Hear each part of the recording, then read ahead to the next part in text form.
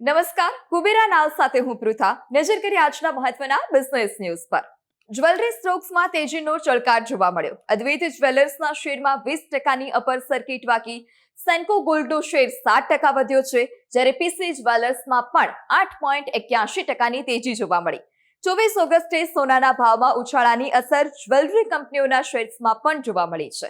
વિદેશી બજારોમાં સોનાના ઊંચા ભાવ અને ભારતમાં તહેવાર અને લગ્નની સિઝનને કારણે જ્વેલરી સેક્ટર્સના શેરોમાં પણ રોકાણકારોનો રસ વધ્યો છે. ટેમ્પ સાયન્સ ઇન્સ્ટ્રુમેન્ટનો આઈપીઓ ભરવાની છેલ્લી તારીખ 24 ઓગસ્ટ હતી અને અંતિમ દિવસે રોકાણકારોનો જોરદાર પ્રતિસાદ જોવા મળ્યો. આઈપીઓ 183 ગણો સબસ્ક્રાઇબ થયો છે. ગ્રે પ્રીમિયમ માર્કેટ વધીને 105% સુધી પહોંચી ગયું. એટલે કે આઈપીઓના ₹300ના અપર પ્રાઇસ બેન્ડની સરખામણીએ ગ્રે માર્કેટમાં લગભગ 315ના પ્રીમિયમ સાથે આશરે ₹615 લિસ્ટિંગ થવાની શક્યતા છે. લલિતા જ્વેલરીના શેરનું 24 ઓગસ્ટે ₹265.30ના ભાવનું લિસ્ટિંગ થયું અને આ ભાવ ₹201ના ઇશ્યુ ભાવ કરતા 32% વધુ છે. કંપનીનો આઈપીઓ કુલ 62.97 ગણો સબસ્ક્રાઇબ થયો. આઈપીઓ મારફતે કંપનીએ કુલ 1,700 કરોડ એકત્ર કર્યા હતા. લિસ્ટિંગ બાદ શેરમાં થોડો ઘટાડો જોવા મળ્યો હતો અને દિવસના અંતે કિંમત 248ના ભાવે બંધ રહી. સિમ્બાયોટેક ફાર્મા લેબનો ₹1,757 કરોડનો આઈપીઓ 24 ઓગસ્ટે ખુલ્યો છે અને 26 ઓગસ્ટે બંધ થશે. કંપનીએ શેર દીઠ ₹938 થી લઈ 988નો પ્રાઇસ બેન્ડ નક્કી કર્યો છે.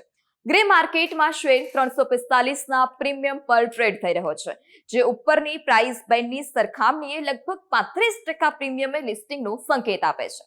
આઈપીઓના પ્રથમ દિવસે ઇશ્યુને 0.48 ગણું સબસ્ક્રિપ્શન મળ્યું હતું.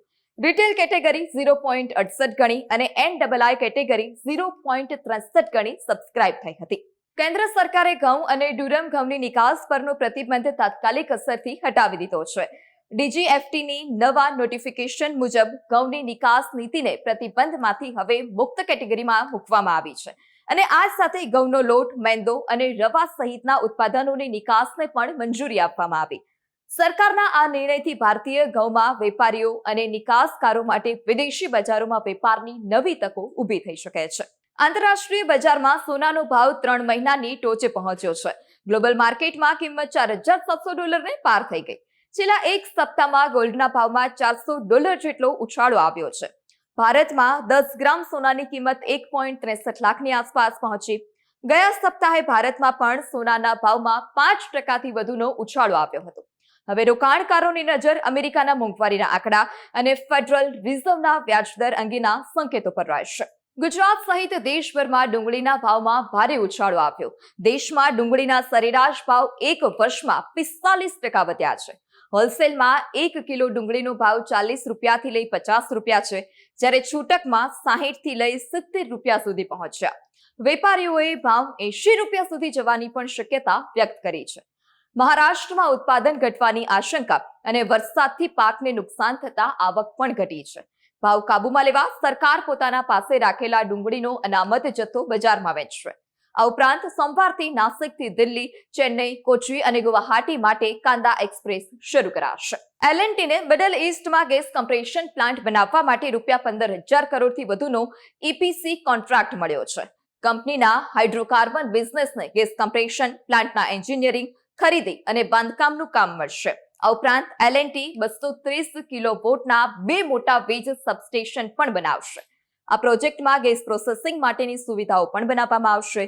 જો કે કંપનીએ ચોક્કસ ઓર્ડર, કિંમત, ગ્રાહક અને દેશનું નામ જાહેર નથી કર્યું. જીએમઆર એરપોર્ટ્સ આગામી 5 થી 7 વર્ષમાં દિલ્હી અને હૈદરાબાદ એરપોર્ટની ક્ષમતા વધારવા ₹19,400 કરોડનું રોકાણ કરશે. તેમાં હૈદરાબાદ એરપોર્ટ માટે ₹13,800 કરોડ અને દિલ્હી એરપોર્ટ માટે ₹5,600 કરોડ ફાળવવામાં આવશે. વિસ્તરણ બાદ હૈદરાબાદ એરપોર્ટની વાર્ષિક મુસાફર ક્ષમતા 3.4 કરોડથી વધીને આશરે 8 કરોડ થઈ શકે છે. જ્યારે 24 ઓગસ્ટે જીએમઆર એરપોર્ટ્સનો શેર 1.38% ઘટીને ₹98.25ના ભાવે બંધ રહ્યો હતો. ગોદરેજ ઇન્ડસ્ટ્રી ગ્રુપે હરિયાણા સરકાર સાથે ₹20,000 કરોડના રોકાણ માટે એમઓયુ પર હસ્તાક્ષર કર્યા છે. આ રોકાણથી રાજ્યમાં આશરે 40,000 રોજગારીની તકો ઊભી થવાની પણ શક્યતા છે. ગોદરેજ પ્રોપર્ટીઝ નાણાકીય વર્ષ 2028 સુધી રૂપિયા 16,000 કરોડ અને ગોદરેજ વેન્ચર્સ ગુરુગ્રામમાં રૂપિયા 3,500 કરોડનું રોકાણ કરશે. આ રોકાણથી હરિયાણામાં ખાસ કરીને રિયલ એસ્ટેટ, કોમર્શિયલ ઇન્ફ્રાસ્ટ્રક્ચર અને સેવાઓ ક્ષેત્રને વધુ વેગ મળવાની શક્યતા છે. ભારતમાં યુપીઆઈ શરૂ થયાને 10 વર્ષ પૂર્ણ થયા છે અને આ સમયગાળામાં યુપીઆઈ ટ્રાન્ઝેક્શન વોલ્યુમમાં લગભગ 13,000 ગણો વધારો થયો. ફાઇનાન્શિયલ યર 2016-17માં 1.78 કરોડ ટ્રાન્ઝેક્શન સામે ફાઇનાન્શિયલ યર 2025-26માં આ આંકડો વધીને 24,162 કરોડથી પણ વધુ થયો છે. ટ્રાન્ઝેક્શનની કુલ કિંમત પણ 0.07 લાખ કરોડથી વધીને આશરે રૂપિયા 314 લાખ કરોડ થઈ ગઈ છે. હાલ યુપીઆઈ 11 દેશોમાં કાર્યરત છે અને યુપીઆઈ સાથે જોડાયેલી બેંકોની સંખ્યા 44 થી વધીને 703 થઈ છે. ભારતીય બેન્કિંગ સેક્ટરમાં ચાલુ નાણાકીય વર્ષના પ્રથમ ક્વાર્ટરમાં ધિરાણ વૃદ્ધિ વાર્ષિક ધોરણે 20% રહી છે, જે છેલ્લા 4 વર્ષમાં સૌથી વધુ છે. ઔદ્યોગિક અને સર્વિસીસ સેક્ટરમાં લોનની માંગ વધતા ક્રેડિટ ગ્રોથને વેગ મળ્યો છે. ખાસ કરીને મોટી કંપનીઓ અને એનબીએફસીની લોન માંગમાં પણ પ્રબળ વધારો જોવા મળ્યો. તો બીજી તરફ થાપણ વૃદ્ધિ ધીમી રહેતા બેંકોનો લોન ટુ ડિપોઝિટ રેશિયો દાયકાના સૌથી નીચા સ્તરે પહોંચ્યો છે. અને તમામ આ જ પ્રકારની અપડેટ્સ માટે આપ જોડાયેલા રહો કુબેરા નાવ સાથે.